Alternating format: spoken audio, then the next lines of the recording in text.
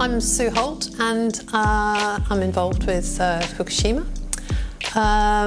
My background is very English, I suppose, and I've always had an interest in theatre, definitely, and I've spent a lot of my working life in international environments, mixing with people, and I've met a lot of Japanese people. I actually spent 2 years in Japan, and I was involved in a massive earthquake in Japan, which really affected me.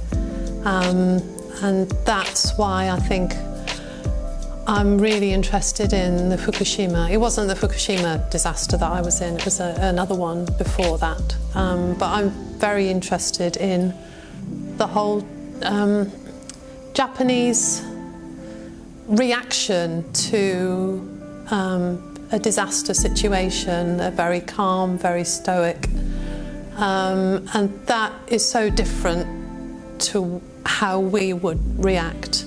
My character is a foreign worker in the plant, an engineer, and it's interesting the difference between non-Japanese and how they react to disaster situations. And the way that Japanese people react to it. None of us are Japanese, very international cast, and I think the aftermath particularly is important, particularly for my character, who an international worker, and explores that whole idea of how the environment is damaged almost beyond repair in the aftermath of situations like this. You know, not just Japan, but any kind of international nuclear disaster. I've always been interested in the theatre from a very young age. Had a long break from it, and then came back to it and did a class with Charmaine. Charmaine's obviously the director, and I'm very motivated by with acting in getting. I just like getting out of my comfort zone, making myself feel very uncomfortable.